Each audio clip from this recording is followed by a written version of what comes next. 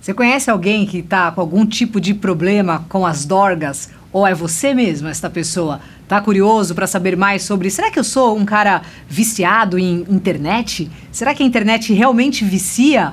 E o que vicia mais? Existe isso também? Qual que é? O que você quer saber sobre drogas? Então fica ligado aí que a gente vai conversar com o psicólogo e psicanalista Marcelo Soares, doutor, formado, faixa preta pela USP. O cara é fodaralho, manja muito do moio e a gente vai saber detalhes com ele agora.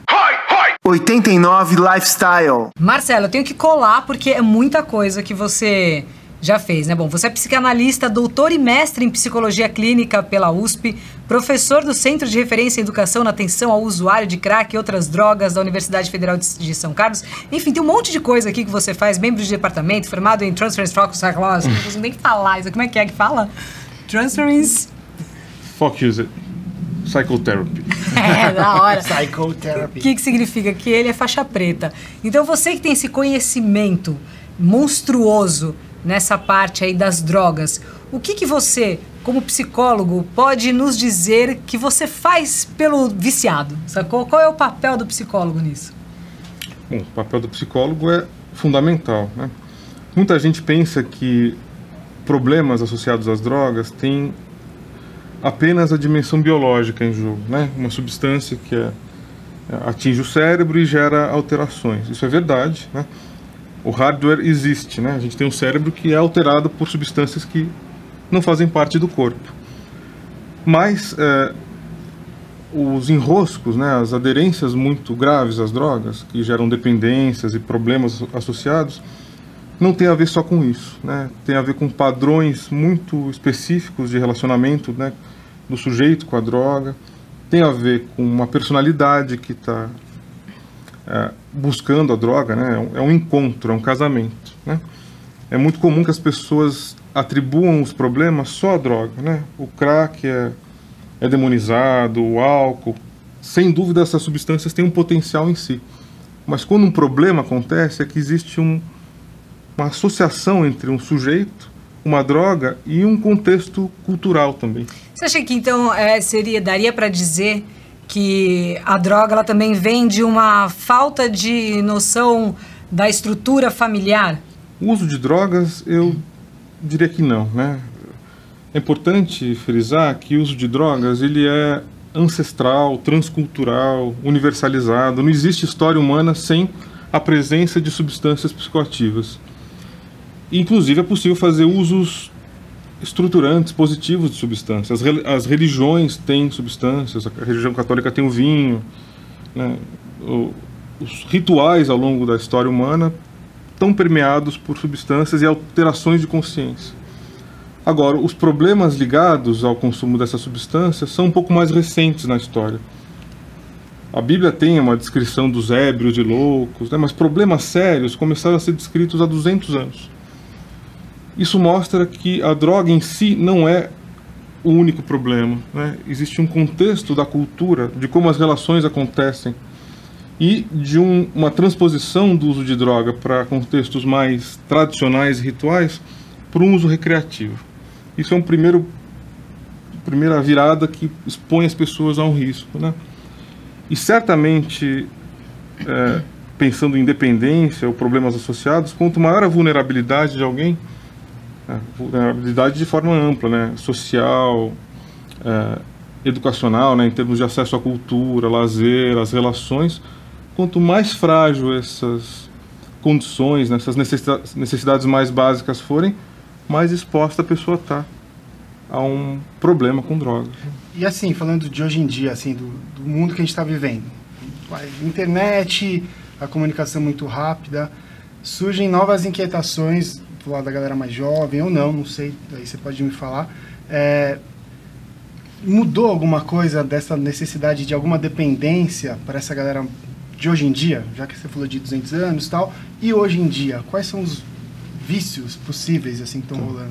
As drogas continuam, né, rolando, mas uma coisa importante, né, para pensar aspectos bem contemporâneos, né, das dependências ou adições, é que a droga não é o único objeto, ele não é o único elemento que causa a dependência, né, que está presente nessa dinâmica de relacionamento onde a pessoa se sente escravizada a um objeto, a um elemento da vida, né? Tem pessoas dependentes de sexo, de trabalho, de internet, de games, né? De jogos, de jogo, né? Jogo de azar, né? Isso é mais antigo, mas os meios eletrônicos, né? Jogos, internet são... Tem casos assim que você já ficou sabendo que são absurdos ou que dá para contar alguma coisa assim? Tem muitos casos, né? Tem casos da mídia, né? De um tempo para cá, que se fizer uma pesquisa rápida a gente acha. Pessoas que morreram de sede na Ásia, né? Coreia do Sul, Japão, pelo medo, né? Pela ansiedade de ficar desconectada em jogos, né? Perder o pé do jogo ou ficar de fora de certos circuitos, né? De jogos online. Online, assim. né? De interações ou do próprio desempenho no jogo, a pessoa morreu de sede. Nossa. Tem pessoas que usam fraldas, né? Nossa. Para não ter que se desligar. Tem um termo que circula pela literatura e pelo senso comum também, que é FOMO, F-O-M-O, né? Fear of Missing Out. Fear of Missing Out significa que a pessoa tem uma ansiedade antecipatória, de ficar fora da festa, vamos chamar assim, né? A festa, no caso, seria sentir-se de fora de um contexto onde as pessoas estão curtindo, onde tem uma gratificação e a pessoa perdeu o bonde, assim, não tá participando. Então, uma ansiedade muito grande de estar de fora dos acontecimentos das redes sociais ou das próprias interações nos jogos. É louco porque isso daí abre um leque gigantesco, assim, né? Porque quando a gente fala de droga, é meio um senso comum você pensar naquela, né? Maconha, cocaína, crack, doce, êxtase, seus coleguinhas e afins. Só que aí quando você fala, a gente percebe que a droga e o vício, eles são um paralelo aí, né? Sim. E aí dentro disso que você está falando, que são jogos, que é o cara usar fralda para não perder o próprio FOMO, são vícios, né, de alguma coisa. Então o cara é viciado em jogo, o cara é viciado em internet, o cara é viciado em informação e isso acaba virando talvez uma droga. Assim, a pergunta especificamente dá para se medir o vício de alguém sobre alguma coisa pela quantidade que ela usa ou pelo que ela usa? Entendi. A quantidade e a natureza do objeto e a frequência do uso são elementos importantes, né? Mas talvez o critério mais interessante de adotar é a presença ou não de um prejuízo, né, de um sofrimento ligado a isso. Se a pessoa se sente prejudicada e a presença de uma compulsão, né? A pessoa querer parar e não conseguir. Alimento, isso, jogo, entra um monte de coisas. Sexo, e aí, trabalho. então, por exemplo, se a pessoa tem... É possível que alguém consiga conviver com algum tipo de vício, vamos falar de drogas, assim, durante a vida sem ter nenhum prejuízo em alguma área? Ou isso é uma coisa muito rara de acontecer? É possível. É possível? É possível. Bom, no caso das substâncias, né, psicoativas, elas têm um potencial em si de grudar ali no nosso sistema nervoso e causar alterações. Então a pessoa vai estar exposta a uma dependência, mas sem dúvida, isso a gente vê nos circuitos sociais, né, nossos, dos pacientes, que tem pessoas que mantêm uso de longo prazo sem grandes prejuízos. Assim como tem gente que usa uma vez e arrebenta a vida, né? Sim. Isso é muito singular, né? Não dá para falar que o destino que alguém vai ter com determinada relação. Isso é muito singular.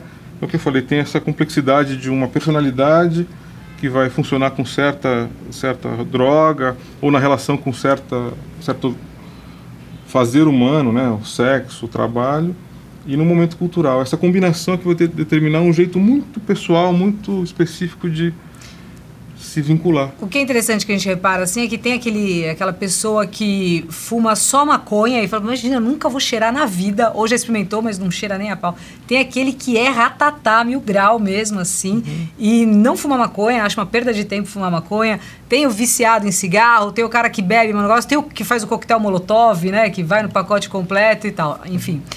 Você hoje, que é um cara que atende muitas pessoas que passam por isso, que vê esses problemas assim, existe quando que é aquela virada, você dá pra perceber isso numa geral, que o cara fala, eu vou procurar ajuda, ou ele é levado pela família porque o cara não enxerga que ele precisa? Acho que quanto mais jovem a pessoa, Em geral, né? Isso tem de tudo, na verdade. Tem todos os caminhos. Pessoas que percebem, procuram, e tem gente que é levada porque não percebe. Quanto mais jovem for a pessoa tendo prejuízos com a droga, menor a chance dela ter uma percepção. As dependências de drogas, especificamente, envolvem uma perda de crítica sobre o problema. A pessoa está emagrecendo, está com problemas de higiene, né? Está com os dentes podres, né? Está sem tomar banho, e ela não relaciona isso à consequência da relação com a droga. Quem está em volta percebe e se apavora, né? Pessoa magra, vendeu o colchão da mãe para comprar droga, um exemplo meio caricatural, assim. Sim. Quem está em volta percebe, a pessoa não. Tem esse descompasso, que pode ser muito complicado, porque a pessoa não entende o que está acontecendo. E nesse momento, assim, que vai precisar, vamos supor, a pessoa que está assistindo a gente agora tem algum familiar ou conhece alguém que está vivendo exatamente isso, assim, está mal, mas não quer ir. O que essa pessoa faz? O que ela tem que fazer para ajudar o outro? Primeiro, não demonizar essa condição, né? Não criticar, não reprimir no sentido moral. Se alguém quer ajudar outra pessoa, o primeiro passo, né, é uma regra meio geral, né, isso vai variar sempre, mas é tentar se aproximar da experiência do outro. Se alguém se deu muito mal com uma droga ou uma dependência, isso não foi uma escolha, ou isso não se trata de falta de força de vontade, né, falta de noção da vida. Para uma relação grave entre uma pessoa e uma droga, quer dizer que tem um sofrimento envolvido. Por exemplo, né, existem 1000 formas de se relacionar, mas situações graves envolvem condições graves da pessoa, né, anteriores à droga. Uma hipótese, entre várias, que existem para pensar por que alguém fica muito aderido a uma droga, é uma hipótese de automedicação. É um sofrimento pré-existente que a pessoa já carrega, né? Humor, pode se sentir deprimida, pode ter uma timidez gravíssima, uma fobia social, experiências de desorganização graves, né, de vários tipos, e no encontro com uma droga a pessoa tem um alívio. Ela se sente cuidada, protegida nesse primeiro momento com a droga. A longo prazo isso pode entornar o caldo, né? Pode gerar uma dependência além do que ela já tinha, ganha um grande outro problema. Mas de início a pessoa busca porque dá um alívio.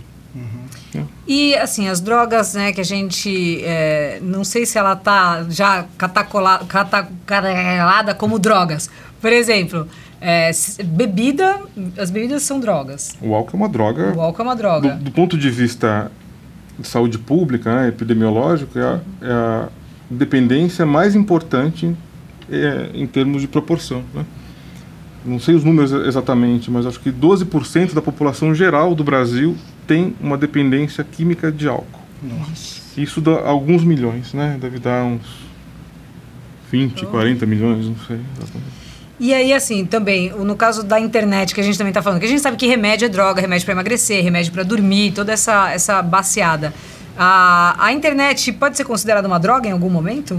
Sim, a descrição de dependência de internet, de jogos, já foi feita. Então, para a gente desassociar, né, essa importância da droga. A droga é importante, mas esse fenômeno de dependência ele é tão claro nas pessoas que estão dependentes de internet, né, estão se relacionando de jeito patológico com a internet. No próprio YouTube, se vocês jogarem rapidamente ali experiências de agressividade com a interrupção da conexão, vocês vão ver vídeos impressionantes. Crianças enlouquecidas. Crianças, adolescentes batendo nos pais, quebrando o quarto. Muito parecido com uma síndrome de abstinência grave. Tem um nome que está circulando também mais recentemente para isso, que é nomofobia. É um medo, um desespero de ficar desconectado. A pessoa orienta a vida para impedir a falta de conexão. Então, ou porque a pessoa perdeu no jogo, ou porque ela perdeu a conexão, às vezes o pai e a mãe desligam porque ela está 3 dias jogando, a pessoa tem uma reação de abstinência mesmo. O crack, a cocaína, a heroína, o álcool tem sintomas de abstinência muito específicos, que a gente vê aparecendo em abstinências de jogo e internet, que é uma agressividade, angústia, depressão, insônia, sudorese, falta de memória, de concentração, de atenção, uma experiência que tem um nome feio, mas é fácil de entender, chamada anedonia. A pessoa se afasta do objeto da dependência, seja cocaína, maconha, álcool, internet, jogo, ela tem uma experiência de desprazer generalizado. Tudo fica horroroso. A vida fica sem graça. A pessoa começa a virar zapear a televisão, nenhum canal tem graça, nenhum amigo tem graça, é um desprazer muito grave. Isso é uma coisa que a gente vê bastante, assim, até com os próprios amigos, assim, que curtem um temaki de já e tal, falam, não, só fumo um baseadinho de vez em quando. Só que daí o cara, ele deixa, às vezes, de ir em lugares porque não vai poder fumar ali, deixa de curtir aquele momento. E dentro disso que você estava falando da internet, dos jogos, eu ouvi falar que tem aí também um tipo de uma síndrome, não sei se já dá pra dizer como síndrome, mas é que nem quando assim, o cara ele perde a perna e ele tem aquela dor fantasma. E aí tem uma que é tipo uma dor fantasma digital, que é quando você, como se o celular fosse um membro do seu corpo, uma parte do seu corpo, e se você se distanciar dele, você começa a ter os tremelique mesmo, assim. Do membro digital? Isso, síndrome do um negócio desse aí, o nome desse, assim. E aí agora você falando que cai a bigorna dessa importância. Então, agora seria a pergunta. É importante a gente se distanciar um pouco do celular? Quando a gente tem que fazer isso? Porque, vai pagar conta, é celular, vai olhar isso, é celular, tudo é celular. Quando que a gente é viciado? Tô com medo de ser, entendeu? Viciado. Então, é a mesma coisa do que falar que o problema é o álcool, né? Tratar o celular como um grande problema. O celular é uma ferramenta super útil, né? A gente pode fazer usos muito positivos dele. Assim como pessoas que têm uso social de álcool podem ficar muito bem com ele também. O problema, então, não é o elemento celular, né, a droga. O problema é o uso que se faz desse aparelho ou dessa substância, né? O cuidado desse afastamento, dessa dosagem, tem a ver quando você sente que está perdendo outras coisas significativas, né? Um ponto comum de todas essas relações de dependência, de adição, é uma saliência desse comportamento, ou seja, a droga, o celular, a internet vão, ao longo do tempo, se tornando prioridade em relação a outras coisas importantes. O exemplo da higiene que eu mencionei agora há pouco. A pessoa para de escovar o dente, mas não quer dizer que ela deixe de achar importante escovar o dente. É que alguma coisa mais importante tomou a frente. Isso é gradual, obviamente, não é de um dia para o outro, mas se você pegar uma história da pessoa, ela vai abandonando vínculos que não estão ligados à droga, ou que não estão na internet, né? Você fala, você gosta de ir no cinema? Gosto muito. E quando você não vai no cinema? Quanto tempo faz que você não vai ao cinema? Há 5 anos. Nossa. Né? E isso vale até ver uma matéria falando sobre mães que estavam tão focadas no celular ou no tablet que perderam alguma fase do desenvolvimento do filho. Sim. Perdi quando ele, sei lá, falou a primeira palavra, de tanto tempo focado no celular e o filho do lado, né? Sim. Isso também pode pôr como uma condição de dependência, né? Pode ser. É trágico, né? Aí, além da pessoa estar assim, vinculada de um jeito poderoso a um objeto ali, ela talvez esteja perdendo uma das coisas mais importantes da vida. Um nível de preocupação grande. Um acontecimento importante para ela e que vai ter um impacto na vida do filho tremendo. Então, Marcelo, a gente cresce ouvindo assim que a porta de entrada para as dorgas é o cigarro, aí depois vem a bebida, e depois vem não sei o quê, e depois...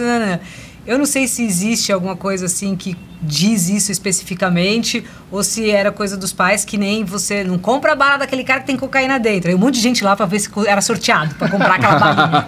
Nunca acharam. A bala premiada. A bala premiada. Então, assim, quando que o pai ou a mãe sabe que aquele filho, ele é a má companhia e não o contrário? Porque sempre também o pai fala, cuidado com quem você anda. Ele andou com aquele cara e começou a se dorgar. Aí não sei o que, e vai ver, é o filho mesmo que, começa com um cigarrinho, agora toma uma cervejinha, fuma um bequinho. Sim. Quando que dá para se ligar nisso e realmente existe essa história da porta de entrada? Essa ideia da porta de entrada circula muito por aí, né? Uma ideia muito comum e que na literatura já teve bastante presente. Mas de uns anos para cá, a gente vê que isso não é uma sequência, uma regra, né, para chegar em drogas mais pesadas. Do ponto de vista do efeito da droga, né? Não quer dizer que uma pessoa que vai usar maconha vai precisar de cocaína ou crack depois. Apesar disso ser super difundido ainda, né? Se jogar no Google, muitos textos vão falar isso, mas não tem nenhum fundamento científico muito importante. O que ocorre de fato é que o acesso, né, a dimensão social do acesso à droga pode gerar esse contato. O cara vai na boca todo dia, um dia não tem maconha, o cara oferece cocaína. Isso pode gerar uma relação com a cocaína problemática, porque ele vai experimentar cocaína. Isso não é o corpo que pediu, isso é um contexto social que aconteceu ali, que aconteceu. E ele já tem essa predisposição de ser um cara que é viciado, tá ali naquela situação. Uma compulsão com alguma coisa já pode... O tratamento do adolescente, se for vamos falar sobre o universo dos adolescentes, ele é igual ao tratamento para um adulto ou ele tem características muito diferentes assim? O tratamento tem diferenças importantes, tem que ter diferenças importantes porque os adultos são diferentes dos adolescentes, né? Por vários motivos. Um deles, por exemplo, dando um exemplo prático, uma pessoa de 30 anos que começa a ter uma dependência de álcool, começa a perder a mão com álcool. Essa pessoa tem uma identidade, uma história pregressa, anterior a esse início de problemas, que ela pode resgatar, né? A pessoa tem um trabalho, tem mais ou menos, né, uma identidade constituída, tem uma imagem de si. Se o adolescente desenvolve uma dependência, né, nessa fase, muito cedo, ele vai ter uma distorção tão grave, né? A droga vai ser uma espécie de parte dele. Aí você retira essa substância, não existe uma referência de quem se é. Boa, entendi. Então, para um adolescente que se deu muito mal com uma droga, existe um trabalho de construção de aspectos muito básicos. Não necessariamente para um adulto, né? Não tem necessariamente o que resgatar, a identidade dele já está meio confusa. Porque ela foi construída dentro disso, né? Marcelo, eu vi aqui, né, na sua capivara extensíssima, que você é professor do Centro de Referência em Educação na Atenção ao Usuário de Crack e outras drogas. Por que o crack em primeiro lugar, assim? Porque tem uma importância, né, do ponto de vista epidemiológico, avassaladora. Alta, sim. E o cara que ele é dependente do crack, existe assim uma droga que é mais difícil de você sair, que a abstinência é mais sofrida, que é mais complicado o processo de desmame dessa droga? Sim. Tem, do ponto de vista mais biológico, por exemplo, o álcool e a heroína, que é pouco comum no Brasil, mas existe, né, porque é uma droga cara, que vem da Europa, vem da África e Ásia, são substâncias que geram uma síndrome de abstinência mais perigosa, né, com vários sintomas perigosos, né, enfim. Não quer dizer que as outras drogas não gerem também sintomas muito sofridos. Mas falar que droga é mais grave, não dá para dizer. Uma pessoa pode ter uma dependência de álcool com uma síndrome de abstinência 1000 vezes mais grave de alguém que se deu mal com cocaína. Ou o cara que ficou sem o celular ou sem aquele jogo. Ou celular ou sem aquele jogo. Ou até tem aquele cara que nem você falou antes, que fumou maconha algumas vezes na vida, aquilo bateu mal nele, e aí ele ficou com alguma característica bem esquizofrenia também. Tem gente que fala que quando fuma, se tiver um pezinho ali, acelera, né, esquizo. Sim. As drogas, qualquer droga pode precipitar condições psiquiátricas que já estavam lá latentes, né? Um peteleco para algo que já estava próximo de acontecer. Então é uma caixa de Pandora, né? A pessoa experimentar uma substância, ela corre o risco de ter um transtorno psiquiátrico de brinde, né? E assim, psicólogo, um funileiro mental ali, um psicoterapeuta, ele consegue realmente hackear a mente desse cara e fazer sair? Bom, os tratamentos de droga, para as drogas, para as dependências, são fundamentais, né? Eles têm estatísticas, né, que falam de 30% de melhora, vamos chamar assim. Cura é uma referência muito complexa na saúde mental. Mas, tirando essa questão estatística, do meu ponto de vista, né, na minha experiência, acompanhei diversas histórias de pessoas que ficaram muito bem, que iniciaram um tratamento com uma condição muito grave, muito séria, com muitos prejuízos e transformaram a vida.